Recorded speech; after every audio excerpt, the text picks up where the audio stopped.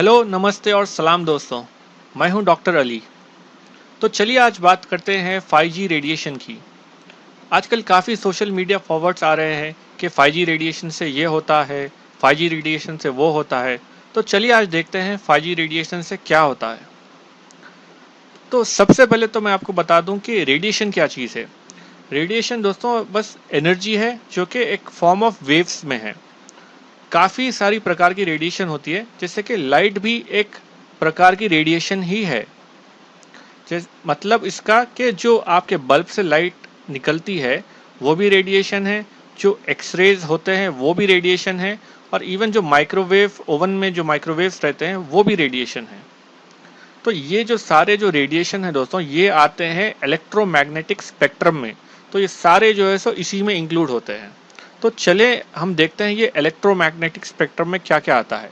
तो ये देखिए आप, ये जो हिस्सा है बस इतना सा, इसे कहते हैं विजिबल लाइट स्पेक्ट्रम। यानी इंसानों को बस इतने ही रेंज में दिखता है, उसके ये साइड और उसके ये साइड नहीं दिखता। तो जैसे कि फॉर एग्जांपल हम आवाज़ भी बस एक लिमिटेड फ्रीक्वेंसी की सुन पाते हैं, उससे डिफरेंट भी फ्रीक्वेंसी होते हैं जो कि कुछ जानवर सुन पाते हैं। और इवन आपने सुना होगा अल्ट्रासोनिक साउंड, तो वो इंसान को सुनने की क्षमता नहीं होती है। इसी प्रकार लाइट में भी बस सिर्फ हम इतना हिस्सा जो विजिबल स्पेक्ट्रम है वो देख पाते हैं, बाकी के सारे जो डिफरेंट रेडिएशन है वो हमें दिखते तो नहीं है। तो ये जो रेंज है दोस्तों इलेक्ट्रोमैग्नेटिक स्पेक्ट्रम का, यहाँ पर बिल्कुल शॉर्ट वेवलेंथ होती है, और जैसे जैसे ये साइड आ जाती है लॉन्ग हो जाती है वेवलेंथ। और ये जो साइड के जो होते हैं रेडिएशंस, इसमें वेरी हाई एनर्जी के होते हैं, इसमें बहुत ज़्यादा ताकत होती है। और जैसे हम ये लाइट, विजिबल लाइट और ये साइड आ जाते हैं, इसमें एनर्जी बिल्कुल लो रहती है। तो अब सवाल ये है कि रेडिएशन से क्या कैंसर हो सकता है, क्योंकि हम रेडिएशन का नाम सुनते ही हम डर जाते हैं और सोचते हैं कि भाई रेडिएशन से कैंसर होगा। तो इसका जवाब है बिल्कुल हाँ, कि रेडिएशन से कैंसर हो सकता है। लेकिन इम्पॉर्टेंट बात यह है दोस्तों कि सारे रेडिएशन से कैंसर नहीं होता है। जैसे कि लाइट जो हम देखते हैं विजिबल लाइट, उससे कैंसर नहीं होता, वरना सारी दुनिया को कैंसर हो जाता, क्योंकि हम लाइट को इतना ज़्यादा एक्सपोज्ड है।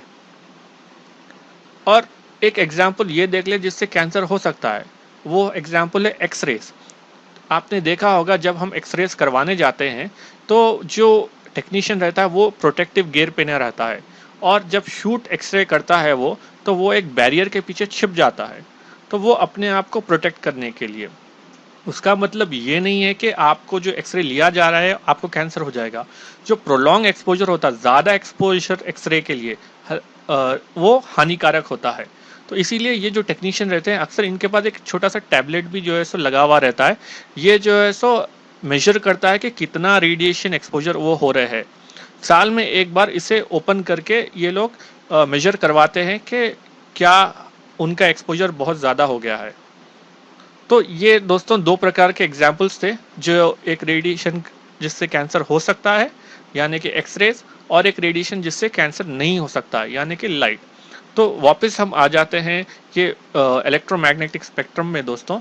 तो अब सवाल ये है कि ये ऐसे कौन से रेडिएशन होते हैं जिससे कैंसर हो सकता है, और एक कौन से रेडिएशन होते हैं जिससे जो हमारे लिए सेफ है और उससे कैंसर नहीं हो सकता है। तो चलिए हम स्टार्ट करते हैं यहाँ से, जो कि लो एनर्जी वेव्स है। तो यानी कि रेडियो वेव्स सबसे पहले, ये बिल्कुल सबसे ज़्यादा लो एनर्जी होते हैं, और जो है सो इसमें कैंसर होने का रिस्क नहीं होता है। इसमें जो है सो आपके सेल फोन्स, रेडियो, ये सारे आ जाते हैं, यानी जो 1G 2G 3G 4G, ये सारा जो बैंड्स है अगेन ये रेडियो वेव्स में ही आते हैं। उसके बाद आ जाइए आप माइक्रोवेव्स में। जो माइक्रोवेव ओवन में जो माइक्रोवेव यूज़ किए जाते हैं, अगेन वो जो है सो लो एनर्जी वेव्स होते हैं, और उससे कैंसर होने का रिस्क नहीं होता है। उसके बाद आप आ जाइए और करीब विजिबल लाइट के, तो इंफ्रारेड रेडिएशन होता है। इंफ्रारेड रेडिएशन जो कि अक्सर टीवी रिमोट्स में यूज़ किया जाता है, और इवन आजकल सेल फोन्स में भी इंफ्रारेड यूज़ इंक्लूड किया जाता है। तो अगेन ये सारे ये भी जो है सो लो एनर्जी रेडिएशन होता है, जिससे कैंसर का रिस्क नहीं होता है। फिर विजिबल लाइट यानी कि वो लाइट जो हमें दिखती है, यानी कि आर्टिफिशियल भी ले ले आप, बल्ब, ट्यूबलाइट्स, या फिर सूरज की तरफ से देख ले, तो वो भी जो विजिबल लाइट आती है तो उससे कैंसर का रिस्क नहीं होता है दोस्तों। अब देखते हैं वो कौन से रेडिएशन है जिससे कैंसर का रिस्क होता है। तो ये जो रेडिएशंस होते हैं जिससे कैंसर का रिस्क होता है उसे कहते हैं आयोनाइजिंग रेडिएशन। जो हमने अभी तक जो वेव्स देखे हैं ये सारे होते हैं non ionising radiation. Ionising radiation यानी इस रेडिएशन में इतनी एनर्जी होती है दोस्तों कि ये मॉलिक्यूल्स को ब्रेक डाउन कर देते हैं और आपके सेल्स, बॉडी के जो सेल्स होते हैं उसे डैमेज करते हैं, आपके डीएनए को अफेक्ट करके कैंसर होने का रिस्क बढ़ा देते हैं। तो इसीलिए इसे कहा जाता है आयोनाइजिंग रेडिएशन, और इससे कैंसर होने का रिस्क बहुत ज़्यादा होता है। और दूसरी ओर ये जो नॉन आयोनाइजिंग रेडिएशन होता है ये बहुत ही लो एनर्जी रहते हैं, इसमें कोई क्षमता नहीं होती है कि आपकी मॉलिक्यूलर डैमेज कर दें और उससे जो है सो कैंसर या डीएनए अल्टर करके आपको कैंसर दे दे। तो ये दो प्रकार के रेडिएशन होते हैं। तो नॉन आयोनाइजिंग रेडिएशन सेफ होती है और आयोनाइजिंग रेडिएशन हार्मफुल होती है। तो ये अल्ट्रावायलेट रेडिएशन सबसे पहले आ जाता है।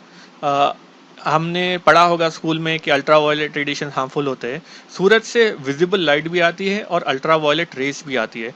काफ़ी मोस्टली जो अल्ट्रावायलेट रेस होती है वो एटमॉस्फेयर में फिल्टर होके मिनिमल अमाउंट आपके अर्थ पे पहुंचती है, पर ये भी हानिकारक है। इसीलिए लोगों को एडवाइस किया जाता है कि आप सनस्क्रीन यूज़ किया जाए।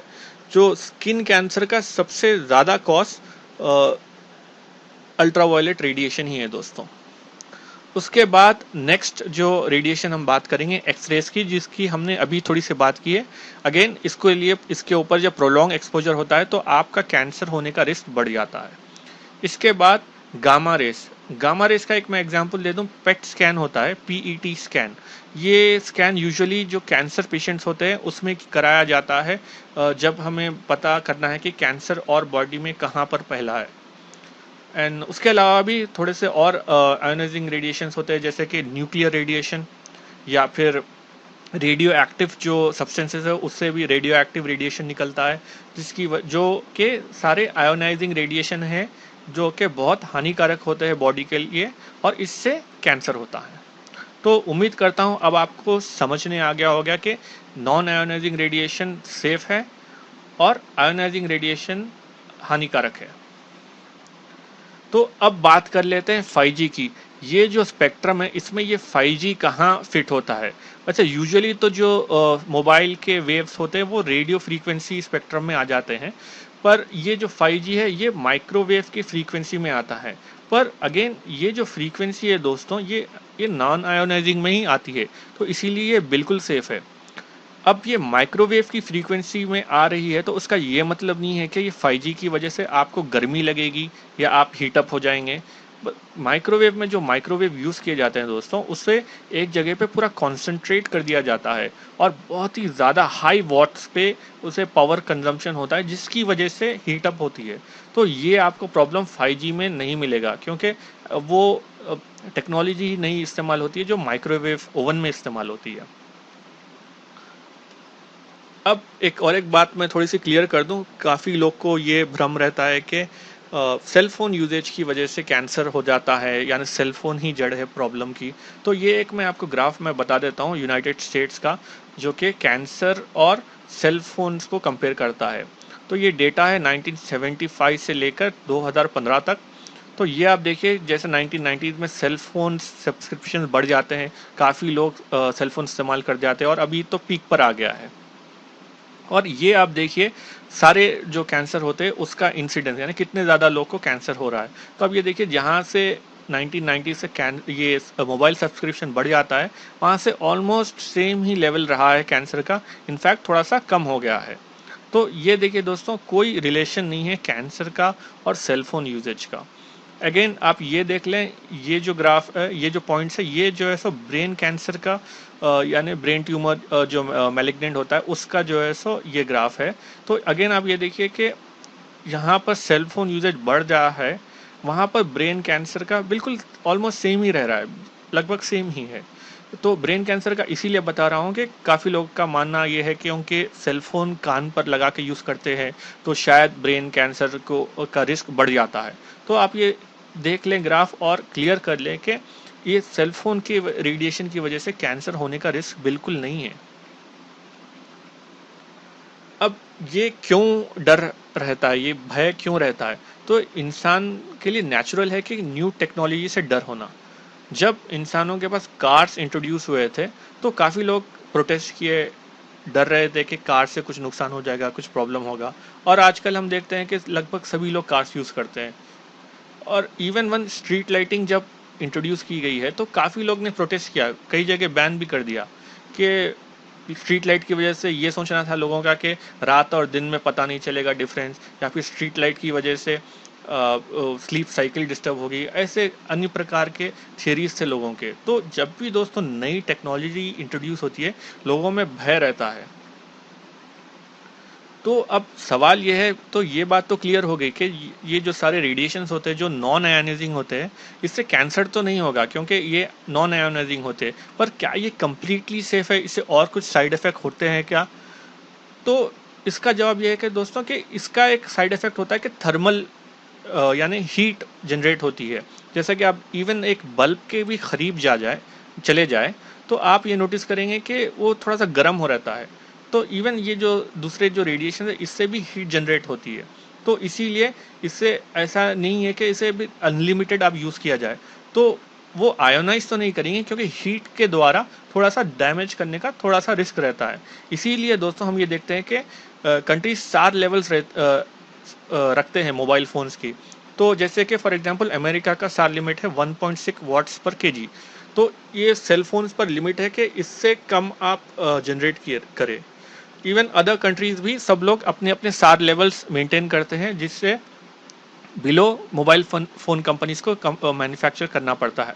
अगेन उसका ये मतलब नहीं है कि उसके ऊपर आप चले जाए तो कैंसर हो जाएगा। इनफैक्ट ये जो लेवल्स है ये काफ़ी हद तक कम है, वो लेवल्स है जिसका वैज्ञानिकों का मानना है कि उससे रिस्क है।